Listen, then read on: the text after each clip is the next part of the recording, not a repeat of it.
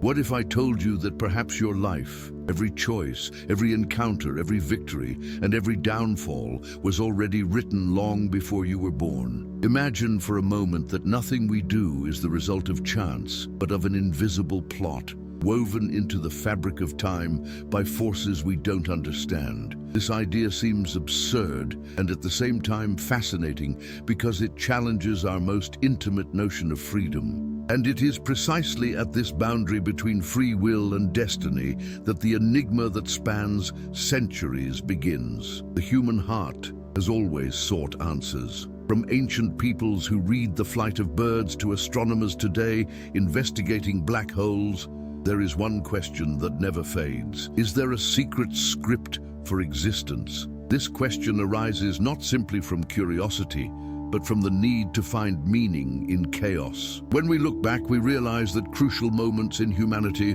seem to follow a pattern. Tragedies repeat themselves. Wars return with new names. Epidemics resurface like ghosts that refuse to disappear.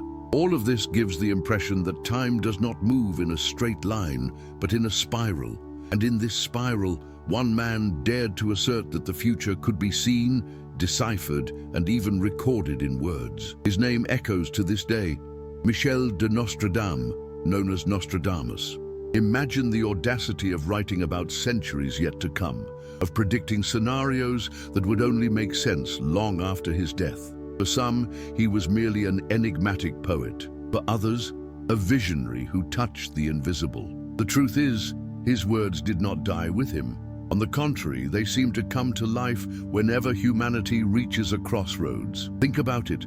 What makes Nostradamus's verses endure for over 400 years? If they were merely vague metaphors, they would have been forgotten by now. But something in his quatrains provokes unrest, because amidst the obscure lines, many see echoes of real events. The French Revolution, the rise of dictators, the spread of the plague, the atomic bombs. How can we explain such uncomfortable coincidences?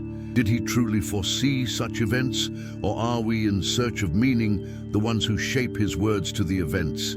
This is the first conflict, to believe that destiny can be revealed, or to believe that it's all an illusion. But if it is an illusion, why do so many people, generation after generation, return to these texts with the same question in their eyes? The truth is that doubt itself is powerful. It holds us captive because it reflects our deepest fear. What if the future is already written and we simply walk within its lines? Perhaps the answer lies in the way Nostradamus understood time. For him, the future wasn't an insurmountable wall. It was like a cloudy mirror where fragments could be glimpsed. He believed that everything was interconnected: the sky, the earth, wars, and even plagues, like cogs in a single cosmic mechanism. By reading the stars, he also read the fate of humanity. By observing the cycles of nature, he saw reflected the next twists and turns of history. This gaze not only frightened, but also enchanted.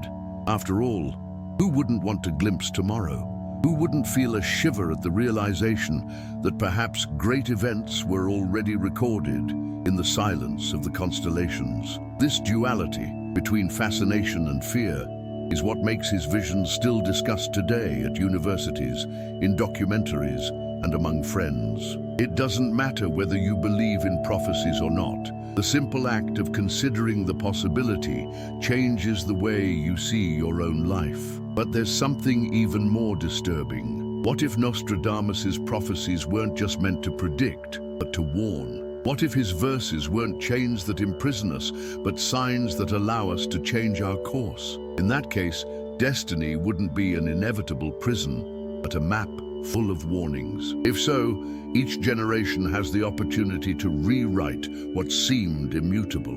The question is, will we have the courage to interpret the signs and act? Or will we let the cycle repeat itself as it always has? This dilemma is what opens our journey. We're not just talking about a man who lived in the 16th century, but about someone whose voice still pierces time like a whisper. A whisper that insists there's more than meets the eye, that events aren't as random as they seem, and that the very history of humanity may already be in the pages of an invisible book. And so arises the question that will haunt us from now on. If everything is already written, how can we prepare for what is to come? The next step on this journey is not just to know the prophet, but to understand the weight of his figure, the impact of his life, and the mystery that made him a feared and revered authority.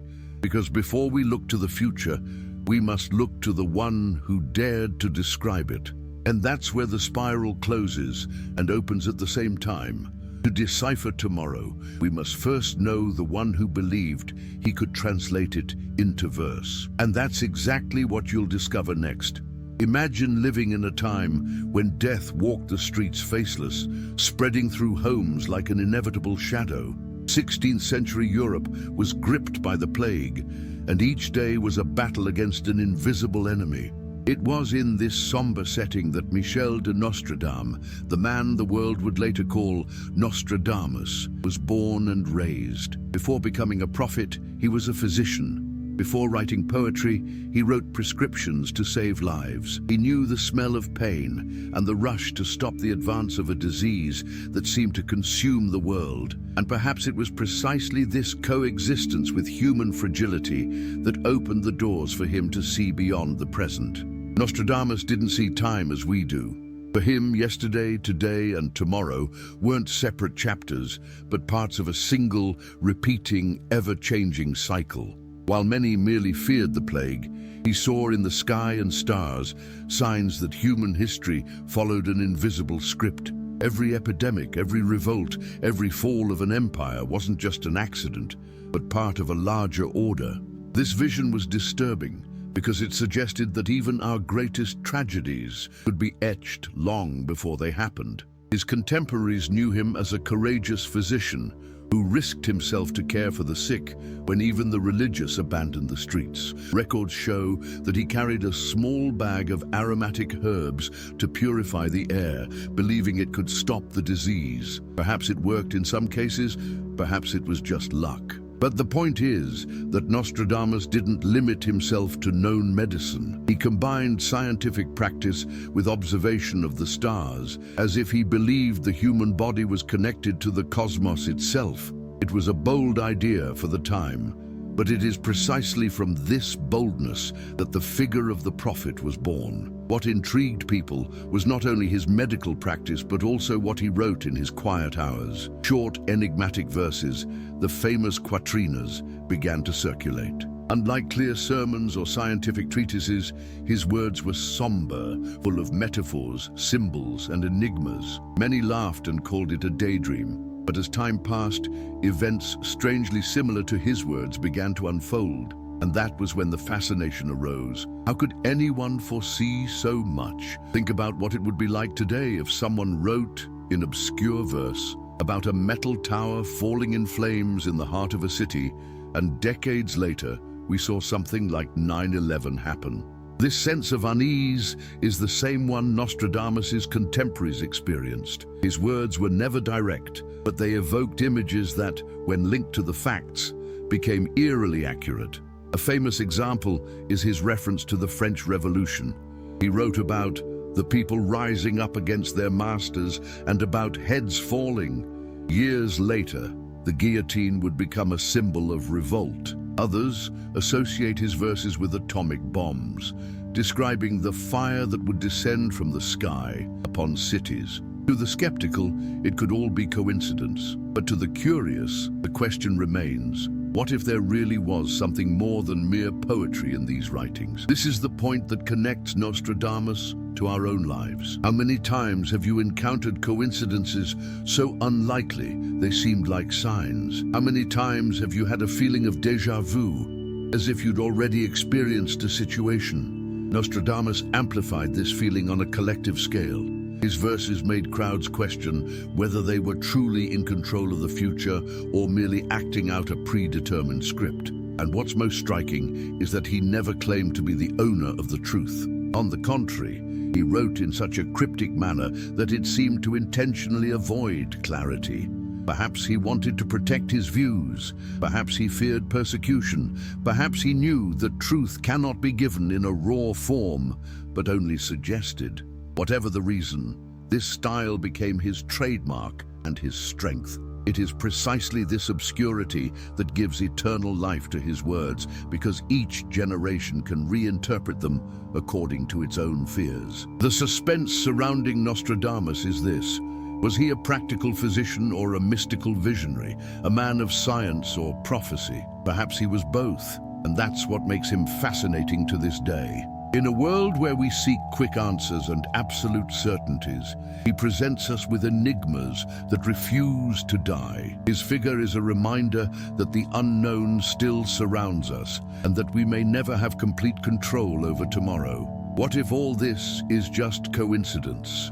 What if he was nothing more than a man gifted at writing metaphors? Even so, the impact he had remains real, because more than predicting, Nostradamus forces us to reflect. He confronts us with our own insecurities about the future, and this is perhaps his greatest prophecy, to show that the true mystery lies not only in tomorrow, but within each of us. But there's something even more intriguing. So far, we've discussed who he was, his life amidst plagues and stars, and his obscure writing. The next step is to enter another territory, understanding how this man who lived 500 years ago can still be speaking to us about the present.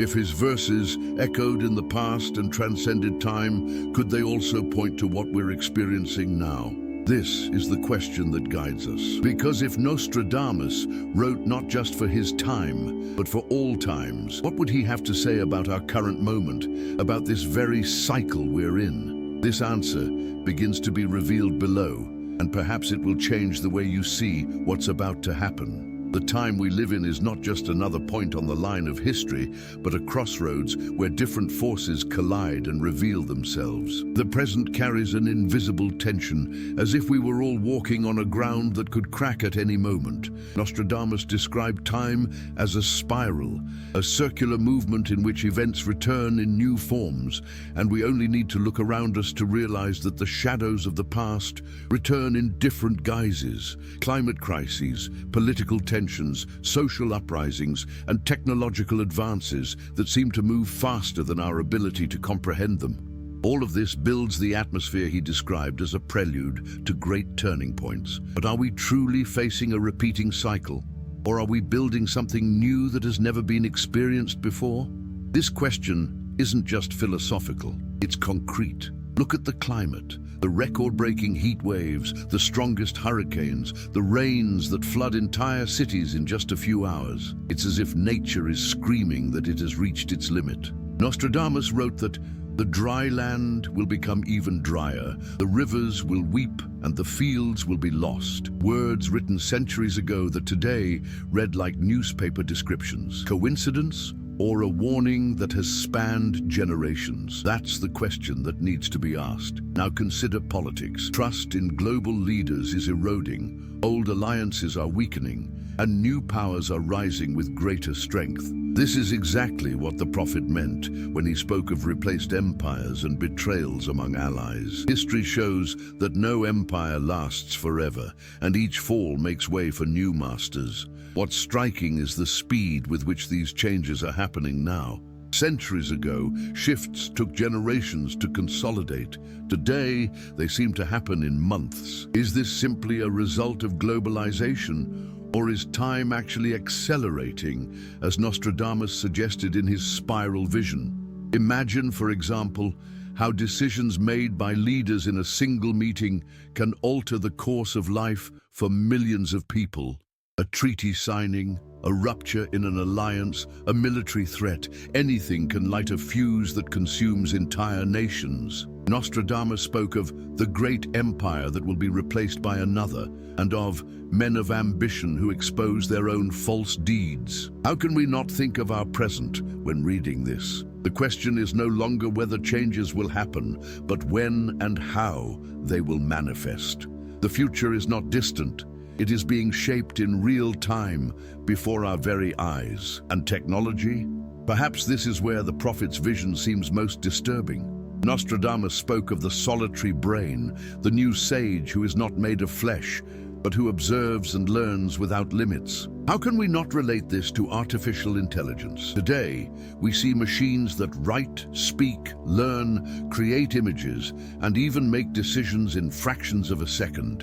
What once seemed impossible is now part of everyday life, from medical diagnostics to military systems. The question is, are we prepared to live in a world where human thought is no longer the most advanced form of intelligence? Or have we already handed over the keys to the future to something we don't fully understand? Perhaps the most pressing question is, to what extent does technology serve humanity, and at what point does humanity begin to serve technology? Nostradamus didn't live to see computers or digital networks, but he seems to have intuited that the creation of an immortal, disembodied thought would forever alter the balance of humanity. What if this vision isn't just a metaphor? What if we're facing a point where artificial intelligence becomes part of our collective destiny, influencing political decisions, controlling economic systems, and even defining who will hold power and who won't? This unease combines with climate and political pressures, creating a scenario where everything seems fragile. We are in a time of extremes, intense droughts, devastating floods, questioned governments, divided peoples, and machines that no longer obey the same limits as us.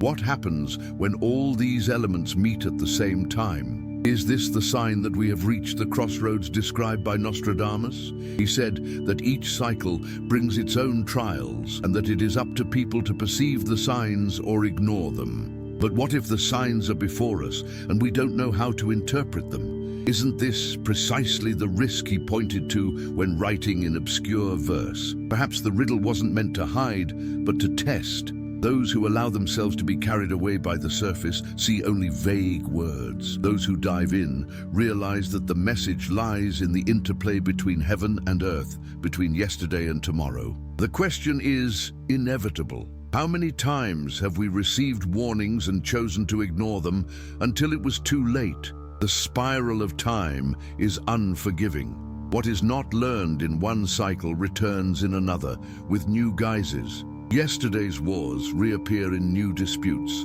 Ancient plagues return in new diseases. Empires fall, always under different pretexts, but by the same logic of ambition. Are we repeating mistakes or learning from them? This is the real question that arises at this point in the journey, because if the future is already written, perhaps it is written as a repetition of the same patterns, and if so, do we truly have freedom, or does freedom lie in recognizing the cycle before it completes? Nostradamus didn't write to scare, but to warn. And by presenting us with such powerful images, he forces us to look at the present as if it were a prophecy already in motion. It's not about waiting for the future, it's about realizing that it has already begun. The most disturbing thing is to think that 2025 could be precisely that turning point, a year in which multiple forces converge, in which the spiral closes and opens at the same time. What will happen when climate, politics, and technology collide on a global scale? This question is not merely theoretical. It is an invitation to urgent reflection. Because if Nostradamus's verses have already resonated in the past, nothing prevents them from resonating now, and we are the characters in this new cycle. But what will come first? The fire of the earth, rising in eruptions and tremors, or the betrayal between empires that shatters alliances, or perhaps the definitive rise of artificial intelligence, changing the very nature of humanity itself? This is the question that hangs in the air, and it is precisely what will open the next chapter of this journey. Because to understand the weight of the prophecies, we must now look at the first of them, the one that speaks not of men, but of the earth's own fury. Nostradamus wrote, "The earth will tremble in the new city, and the sky will be set ablaze over the sea." For centuries, this verse was read as a metaphor, but today it resonates as a warning. The Pacific Ring of Fire, home to 75% of the world's active and dormant volcanoes, is an open wound on the planet. There, just one awakening is enough for the lives of millions to be transformed in a matter of hours. Science has already proven this. In 1815, the eruption of Mount Tambora in Indonesia released so much ash into the atmosphere that the following year became known as the year without a summer. Harvests failed, famines devastated continents, and entire societies collapsed. Imagine what such an event could cause in our time, connected and dependent on global production chains. The impact would be not just local, but planetary. What would happen if a volcano like Yellowstone in the United States or Campi Flegrei in Italy erupted? Scientists warn that both have the potential for catastrophic eruptions. A study from the University of Bristol showed that up to 80% of the world's population would suffer indirect effects from a supervolcanic eruption, whether through reduced food production, economic collapse, or drastic climate change. It would be a kind of volcanic winter in which ash blocks sunlight, cools the planet, and paralyzes agriculture. Nostradamus seemed to describe this exact scenario when he mentioned skies covered in fire and ash. The question remains, are we prepared to face a collapse of this magnitude, or do we naively believe that technology can protect us from the Earth's fury? But the prophet wasn't just talking about geological upheavals. His verses also pointed to political fire, the fire of betrayal between nations and empires. He described the great empire that will be replaced by another, and the false deeds of the ambitious man exposed before all. History shows that great alliances are never eternal. Rome fell, Byzantium was consumed, colonial empires fragmented.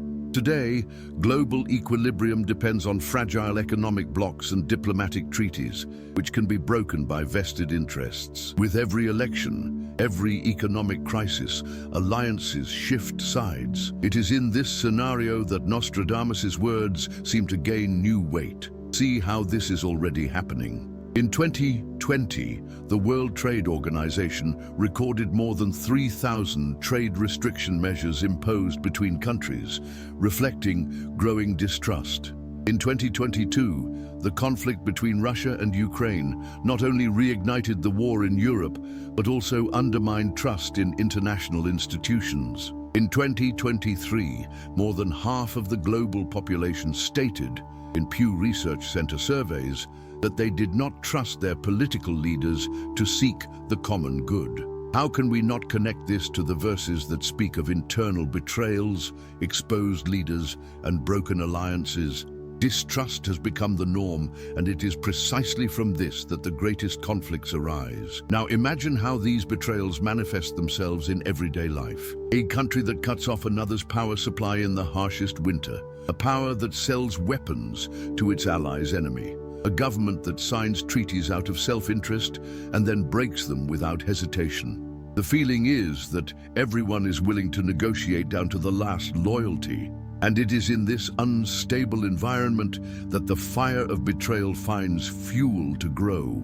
Nostradamus seemed to understand that the fall of empires comes not only from external enemies, but from the poison planted within their own alliances. But perhaps the most disturbing omen is neither the earth erupting nor politics in flames. Nostradamus spoke of the solitary brain, invited to be immortal. Many believe this is a portrait of something we're only now beginning to understand: artificial intelligence. Consider how we live surrounded by algorithms that decide what we see, what we buy, how we communicate, and even what we believe to be true. Today, artificial intelligence systems already outperform doctors in diagnostics, lawyers in contract analysis, and investors in financial decisions. The promise is efficiency, but the risk is dependence. What happens when entire societies can no longer live without machines that think for them? Real-life stories show how this is already affecting lives. In 2023, a hospital in Canada used artificial intelligence to predict respiratory crises in patients with 90% accuracy, something no doctor could achieve alone. At the same time, in another part of the world, a facial recognition algorithm misidentified suspects, leading to innocent people being arrested. These are two sides of the same coin, the promise of saving lives and the danger of unfairly convicting them. Nostradamus spoke of disciples who would follow this new sage without question, believing in his immortality. Isn't this exactly what we see when governments and companies rush to adopt systems they don't even fully understand? The big question is, what happens when this artificial mind starts making decisions about national security, the economy, or military conflicts?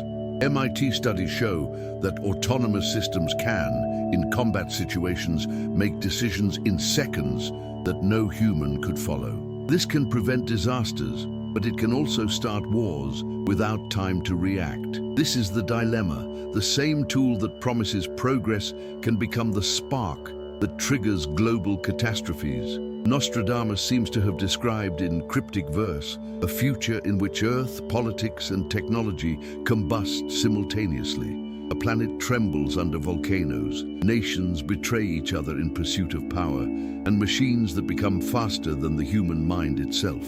It's an explosive combination, and what's frightening is not just the possibility of each of these events happening in isolation, but the idea that they could occur together, in sync. Is it a coincidence that we're facing a scenario so similar to what was described centuries ago?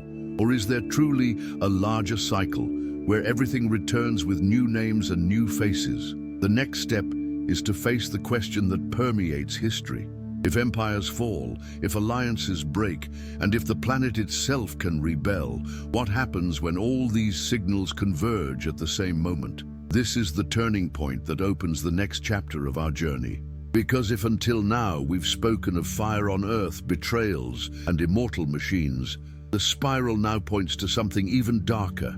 The shadow of a war that doesn't just belong to the past, but threatens to reignite with a force that could consume the entire world. Nostradamus wrote that the West will weaken and power will flee to where the sun rises. This image, read for centuries as a distant metaphor, today sounds like an increasingly tangible reality. One only has to observe the movements of the global economy, technological advances, and military tensions to realize that we are in the midst of a historic transition. The prophet saw time as a spiral, and each cycle brought with it the fall of one empire and the rise of another. Rome fell, the European colonial empire crumbled, and now we may be facing a new rotation of this invisible gear. The Dragon of the East, which many interpret as the image of China, extends its influence in all directions. Its infrastructure project, the so-called New Silk Road, already reaches dozens of countries. Its technological advancement in areas such as artificial intelligence, 5G, and space exploration is no longer measured in decades, but in years.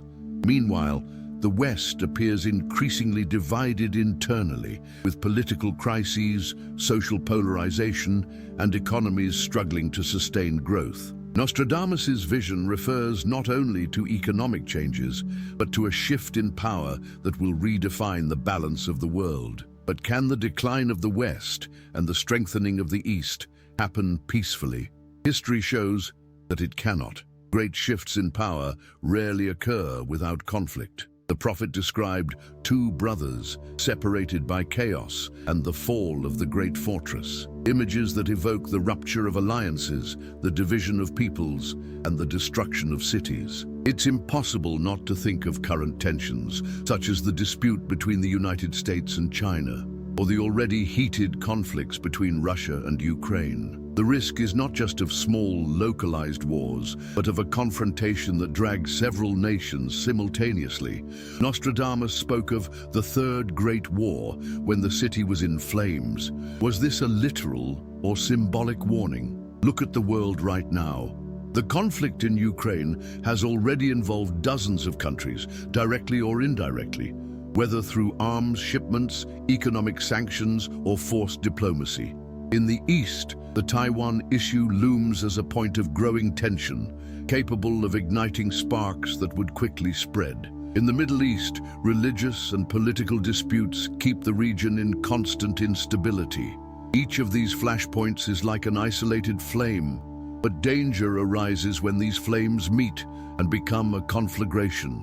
What happens when the cycle of the spiral closes and local conflicts merge into a global war? Today's weapons are not the same as yesterday's. War is no longer limited to battlefields, but reaches digital networks, financial systems, and even satellites in space. A cyber attack can knock out power to an entire country, paralyze hospitals, and expose millions to vulnerability.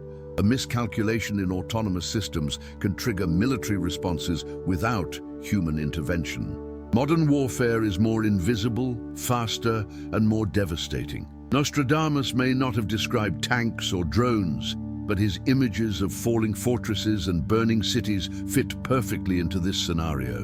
And it's not just the danger of weapons that haunts. The prophet also spoke of energy blackouts, of the lights that go out when resources fail.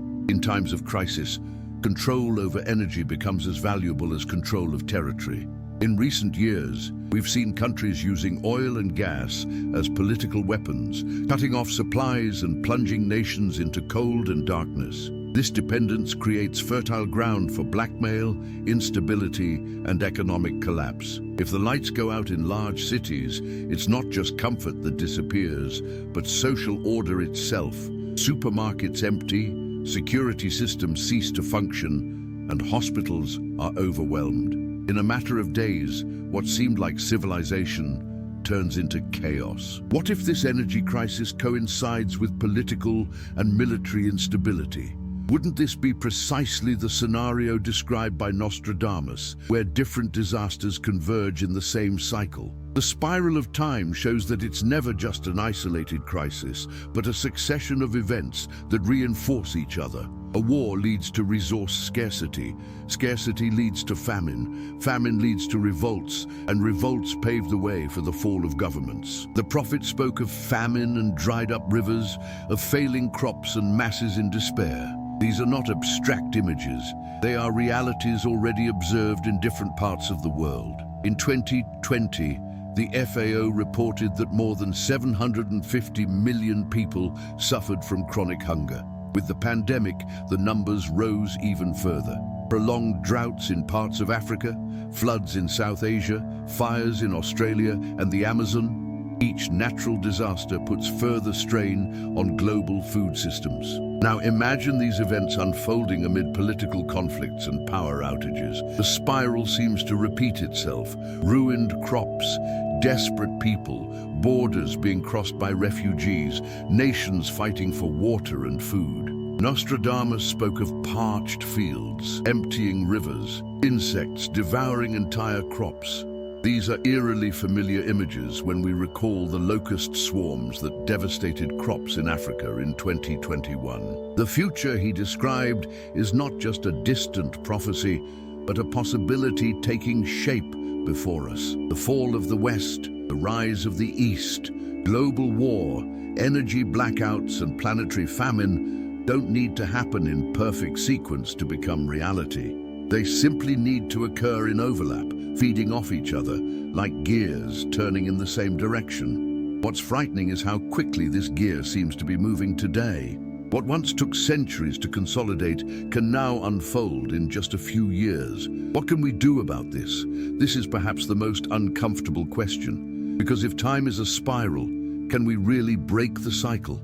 Or are we simply witnessing the inevitable repetition of what has already been experienced?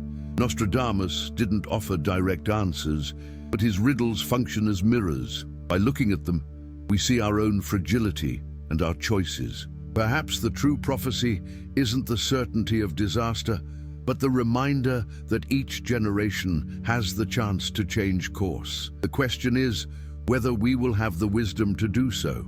What we do know is that we are at the turning point the prophet so often described. A world where power shifts, alliances are broken, resources are weaponized, famine threatens multitudes, and wars can reignite with intensity. With every news story, with every crisis, it seems another verse of his resonates in reality. The question now is not only whether he foresaw this future, but what will happen when we reach the limit of this spiral. And it is precisely this limit that we will begin to explore in the next chapter. Because if up until now we have spoken of wars and empires, what comes next takes us beyond Earth, to the heavens, and to the mysteries that may hide both the promise of a new world and the threat of our extinction. Nostradamus wrote, "Astronomers will look beyond the stars, but from heaven will come the messenger of fire." This phrase resonates as a reminder that, however much we dream of conquering new worlds, we are still vulnerable to forces beyond our control. An asteroid, a solar storm, invisible fragments in space, any of these events could radically alter life on Earth. It's a warning not to forget where we came from and not to ignore the risks that surround us while distracting ourselves with promises of the future. But the prophet didn't stop there. He also spoke of 9 separated from the human flock, an omen interpreted as the arrival of beings shaped by science itself, unlike anything that has ever existed. Genetics and biotechnology already allow us to edit DNA, correct diseases, and even create organisms that would never arise naturally. This opens a new horizon, but also raises ethical and existential questions that cannot be ignored. What does it mean to be human in a world where we can alter the very essence of life? The impact of these visions lies not only in what they describe, but in what they force us to question. Nostradamus didn't give us ready-made truths, he gave us enigmas. Their power lies in confronting us with choices. With each cycle, humanity receives signs. What we do with them is what truly matters. We are not faced with immutable predictions, but with invitations to responsibility. And this is where we can transform these images into practical action. If risks surround us, we must learn to act before the cycles close. The first step is to look at your personal life as a reflection of these omens. Just as nations need to prepare for crises, each individual needs to strengthen themselves to face the unexpected. What can you do to avoid relying solely on luck? Create water and food reserves at home. Learn basic survival skills and take care of your physical and mental health to withstand times of instability. These practices, which may seem simple, are forms of resilience that reduce the impact of major crises. The past has shown us that those who prepare better weather periods of scarcity. And this isn't paranoia, it's prudence.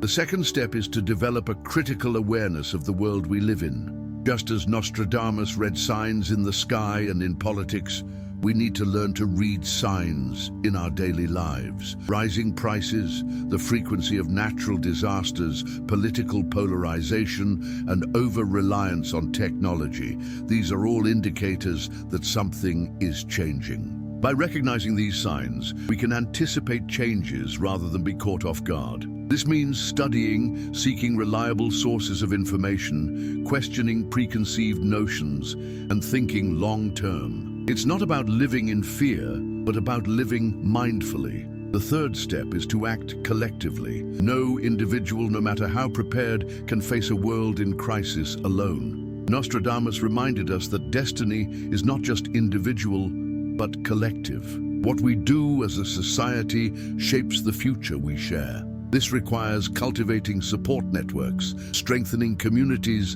and valuing cooperation over distrust. In times of instability, human bonds are as important as food or energy.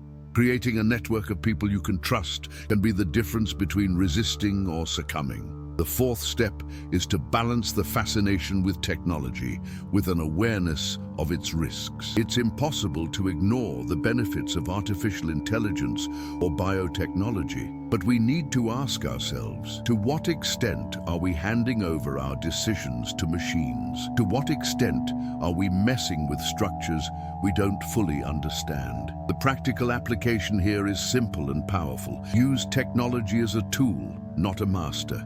Learn to rely less on digital systems, cultivate moments of disconnection, and preserve your autonomy of thought. If the lonely brain becomes a reality, only those who still know how to think for themselves will survive. Finally, the fifth step is spiritual. And here it's not about religion, but about consciousness. Nostradamus saw time as a spiral, and each cycle is also an invitation to awakening. This means cultivating moments of reflection, meditation, or prayer. Any practice that strengthens the connection with something greater than ourselves. When we look only at the surface of events, we see chaos. But when we broaden our perspective, we perceive patterns, lessons, and opportunities. The strategic plan, therefore, is not only practical but also internal. To face external crises, we must first overcome the fear within ourselves. By following these 5 steps, personal preparation, critical reading of signs,